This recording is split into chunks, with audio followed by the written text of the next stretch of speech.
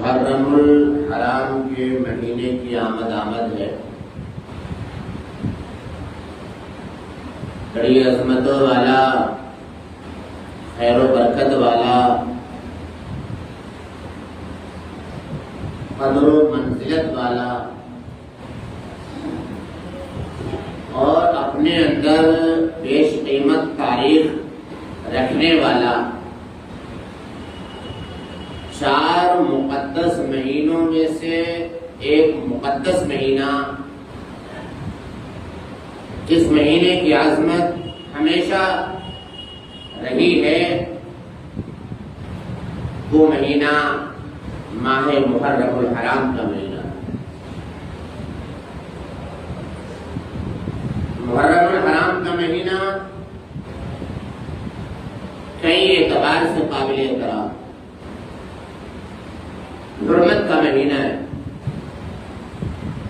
آپ اس کے حرمت کا، اس کے قدر و منزلت کا اندازہ اس بات سے لگا سکتے ہیں کہ اللہ کے نبی جناب محمد رسول اللہ صلی اللہ تعالی علیہ وآلہ وسلم کی پیدائش سے پہلے، بعثت سے پہلے بھی قریش مکہ اس مہینے کا احترام کیا کرتے تھے. اور خاص عاشورہ والے دن، محرم الحرام کے مہینے میں عاشورہ والے دن خانہ کعبہ کا غلاف تبدیل کیا کرتے تھے. آپ اس سے اندازہ لگا سکتے ہیں کہ اہل مکہ، اہل قریش خانہ کعبہ کے غلاف کو تبدیل کرنے کا جو عمل، مقدس عمل ہے، عاشورہ کے دن کرتے تھے. تو گویا کہ ان کی نظر میں اس دن کی کتنی شان اور فضیلت ہو.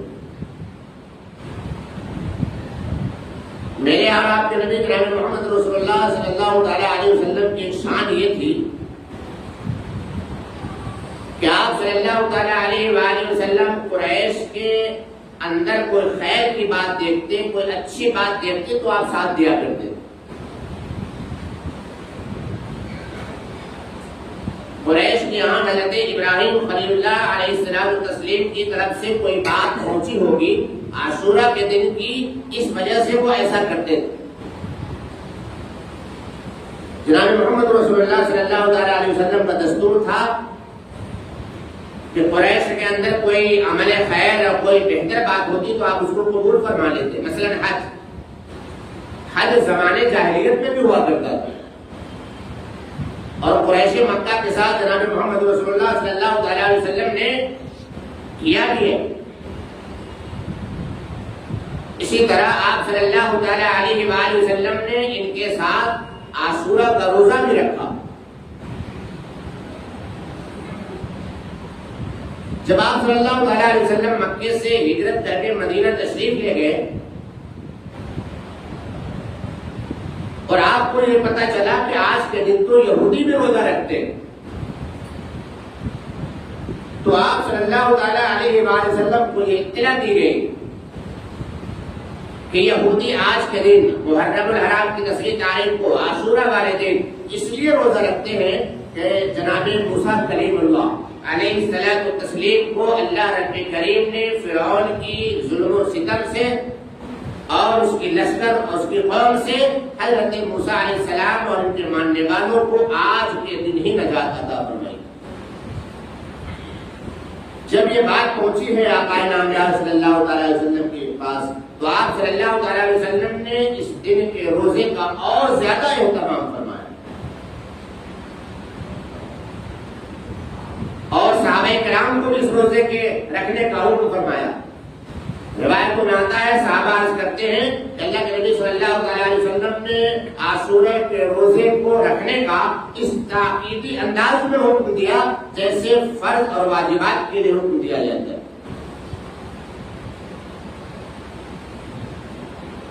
عاشورہ والے دن جناب محمد رسول اللہ صلی اللہ تعالی علیہ وآلہ وسلم نے صحابہ کرام کے ذریعے مدینے کے آس پاس کی جو بستیاں تھیں جس میں انصار بسے ہوئے تھے، ان بستیوں میں آپ صلی اللہ تعالی علیہ وسلم نے صبح سویرے علی صبح خبر بھیجوائی کہ جا کر اطلاع کرو ان انصاروں کے محلے میں کہ جنہوں نے اب تک کچھ کھایا پیا نہیں ہے وہ روزہ رکھیں. جنہوں نے اب تک کچھ کھایا پیا نہیں ہے وہ عاشورہ کا روزہ رکھیں. دوسرا حکم یہ فرمایا کہ جنہوں نے کچھ کھا پی لیا ہے وہ اب شام تک کچھ کھائے پیے نہیں، روزے داروں کی طرح رہے۔ رمضان المبارک کا روزہ جب فرض ہو گیا، پورے مہینہ کا جب روزہ فرض آیا ہو گیا، تو اللہ کے نبی جناب محمد رسول اللہ صلی اللہ تعالی علیہ وآلہ وسلم نے رمضان المبارک کے روزے کو رکھا، اس کی فرضیت کو بتایا اور سمجھایا، اور محرم الحرام کا روزہ، عاشورہ کا روزہ یہ نفلی روزہ قرار دیا۔ صحابہ ایک نہیں متعدد صحابہ روایت کرتے ہیں اس بات کو کہ آپ صلی اللہ تعالی علیہ وآلہ وسلم رمضان المبارک کے روزوں کے بعد، چونکہ یہ فرض ہے، رمضان المبارک کے روزوں کے بعد نفلی روزوں میں سب سے زیادہ اہتمام کرتے تھے وہ محرم الحرام کے روزے کو، یعنی عاشورہ کے روزے کو۔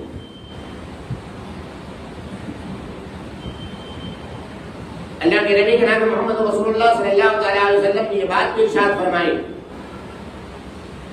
کہ عاشورے کے دن کا روزہ، امید ہے اللہ رب کریم کی ذات سے اس روزے کے تعلق سے، اس روزے کے بارے میں، کہ اللہ رب کریم جو شخص اس عاشورہ کے دن کو روزے سے گزارے گا، روزہ رکھے گا، اللہ رب کریم پچھلے ایک سال کی خطاؤں کو معاف فرما دے گا۔ اور یہ بات ہمیشہ ذہن میں رہنی چاہیے کہ جب روزہ رمضان مبارک کے روزے فرض نہیں ہوئے تھے تو محرم کا روزہ ہی فرض تھا، اور آپ صلی اللہ تعالیٰ علیہ وآلہ وسلم سے یہ روایت ملتی ہے کہ آپ صلی اللہ تعالیٰ علیہ وآلہ وسلم نے بڑے اہتمام سے اس روزے کو رکھا ہے۔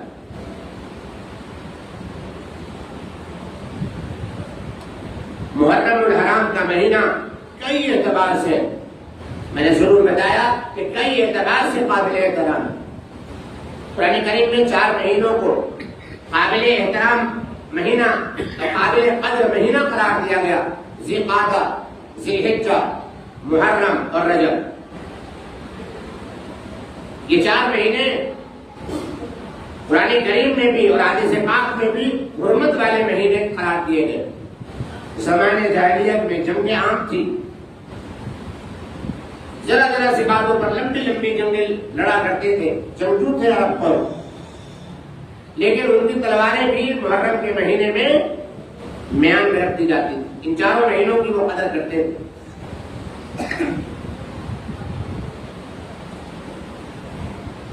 ہمیں یہ بات بھی یاد نہیں رہتی، دین سے دوری، اسلامی تاریخ سے ہمیں اتنی دوری ہو گئی کہ اسلامی تاریخ سب کو معلوم ہے۔ نیا سال کب شروع ہوتا ہے، سال کب ختم ہوگا، آپ کسی سے پوچھ لیجیے، چھوٹا سا بچہ بھی بتا دے گا کہ 2025 کب ختم ہوگا جی، تو 31 دسمبر 2025 کو۔ ہمارے بچوں کو نئے سال کا کئی مہینوں سے پتا ہوتی ہے کہ 1 جنوری نیا سال کون سا دن آئے گا، لیکن ہم بھول گئے، افسوس کہ ہم بھول گئے کہ ہمارے چاند کے مہینے کی جو ہماری تاریخ ہے، جو قمری تاریخ ہے، جو اسلامی تاریخ اور مہینے ہیں، اس کی ابتدا اور اس کی شروعات کب ہوتی؟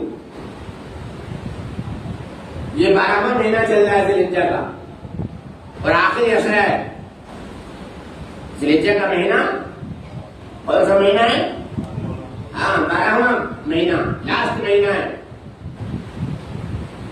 اس کے بعد جو مہینہ شروع ہونے والا ہے وہ محرم الحرام کا، گویا کہ ہجری کیلنڈر کا، قمری کیلنڈر کا، اسلامی کیلنڈر کا پہلا مہینہ، اور سال کی پہلی شروعات محرم کی پہلی تاریخ سے ہوتی ہے۔ محرم کا جو مہینہ ہے وہ اسلامی مہینے کا فرسٹ مہینہ، پہلی تاریخ محرم کی، سال کا نیا دن، سال کا پہلا دن، قمری تاریخ کا، ہجری تاریخ کا، اسلامی تاریخ کا، اردو تاریخ کا بھی کہہ لیجیے۔ زیادہ تر ہمارے عبادات اور معاملات قمری کیلنڈر سے جڑے ہوئے، اس لیے ہمیں قمری کیلنڈر کا، قمری تاریخوں کا، مہینوں کا یاد رکھنا بہت ضروری ہے۔ الغرض میں یاد کر رہا تھا کہ اس مہینے کو اللہ رب کریم نے بہت قدر و منزلت والا مہینہ قرار دیا ہے۔ متعدد علماء نے اپنی تحقیقیں لکھی ہے اس مہینے کے بارے میں۔ مورخین نے الگ الگ باتیں اس مہینے کے تعلق سے لکھی ہیں.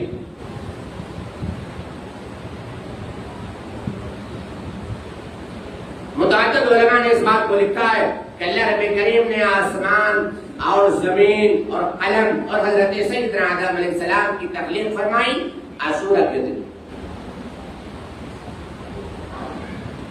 حضرت سیدنا آدم علیہ السلام کی توبہ بھی عاشورہ کے دن قبول ہوئی،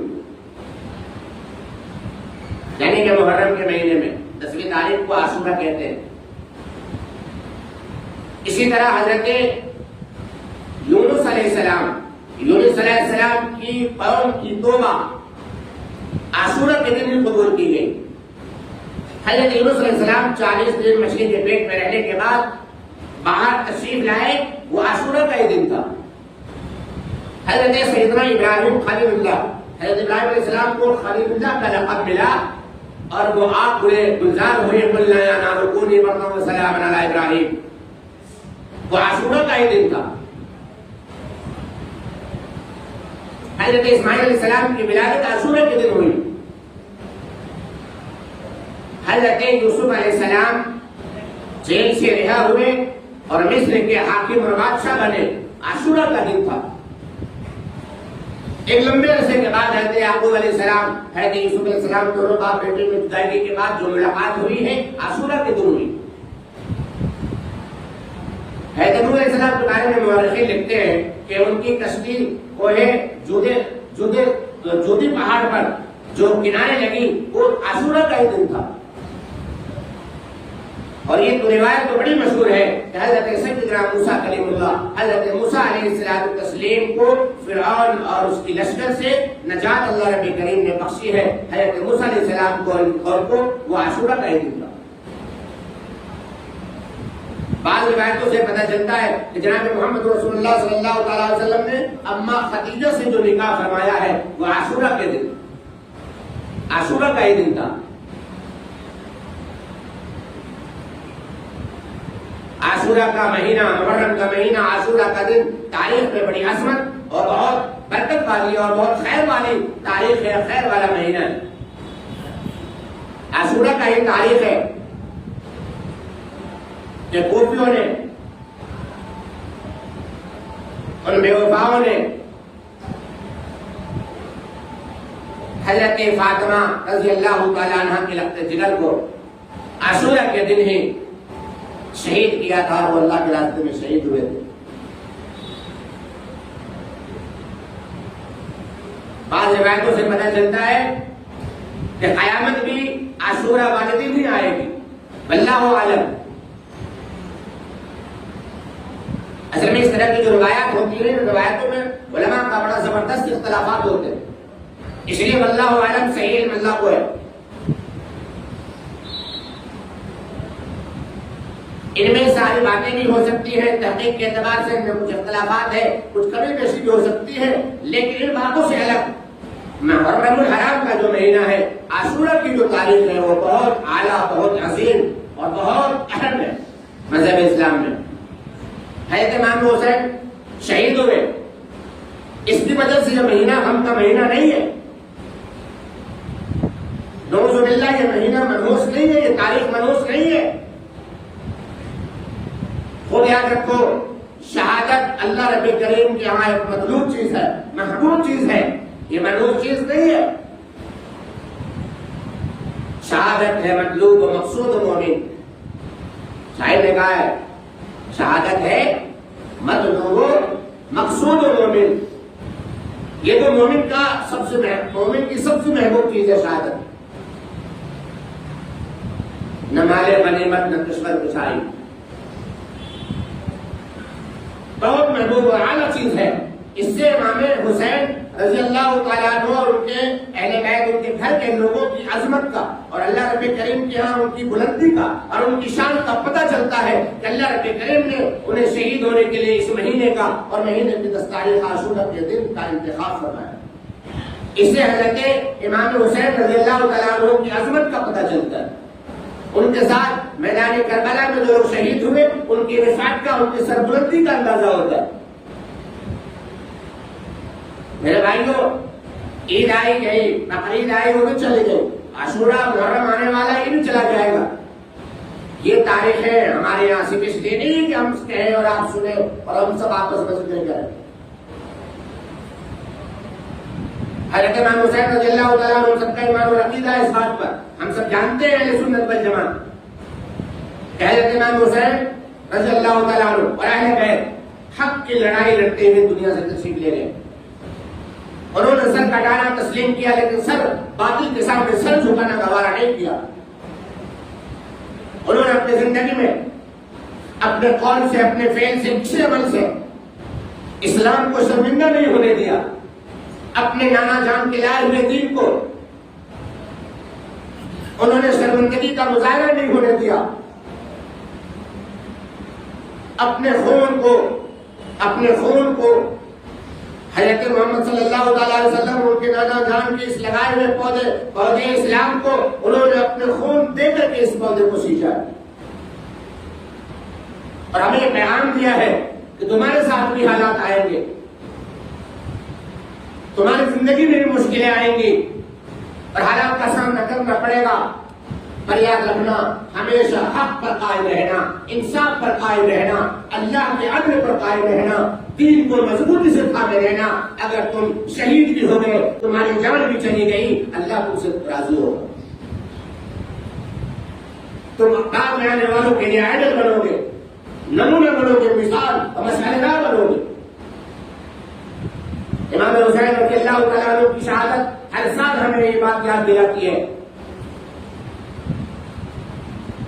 آپ نے مورخین سے, آپ نے بیان کرنے والوں سے, شہداء انداز خطیبوں سے سنا ہے کہ کربلا کے میدان میں بھی, پیاس کے عالم میں بھی قرآن پڑھنا نہیں چھوڑا, نماز پڑھنی نہیں چھوڑی. لیکن محرم کا مہینہ آتا ہے, ہم بیانات سنتے ہیں, ہم نے جو کل بے نمازی تھا وہ آج بھی بے نمازی ہے, جو کل شراب پیتا تھا وہ آج بھی شراب پیتا ہے, کل جو چوری کرتا تھا وہ آج بھی چوری کرتا ہے, کل جو زنا کرتا تھا وہ آج بھی زنا کرتا ہے, کل جو اپنے ماں باپ کو ستاتا تھا وہ آج بھی اپنے ماں باپ کو ستاتا ہے, کل جس کے 2 نمبر کے کام دھندے بھی دستے آج بھی اس کے ہیں. بتاؤ پھر زندگی میں تمہارے 1-2 نے کتنے عاشورہ آئے, کتنے بار محرم کا مہینہ آیا, کون سی تبدیلی آ گئی؟ امام حسین کی شہادت کو اور ان کے خاندان اہل بیت کی شہادتوں کو آپ نے ایک بار نہیں نظر کتنی بار سنا, تبدیلی آئی آپ کے اندر؟ میرے بھائیوں, تبدیلی لانے کی ضرورت ہے, تبدیلی پیدا کرنے کی ضرورت ہے. مشکلیں ہیں, میں بھی آپ جو سبھی اگر نیت کریں تو انشاءاللہ ہم اپنے آپ کو بدل سکتے ہیں اور حضرت امام حسین رضی اللہ تعالیٰ عنہ کی راہ پر چل کر پوری زندگی حق اور انصاف کے ساتھ شان سے زندگی گزار سکتے ہیں. اللہ رب کریم میری آپ کی سب کی مدد فرمائے اور اس بات پر عمل کرنے کی توفیق عطا فرمائے. اللہم آمین.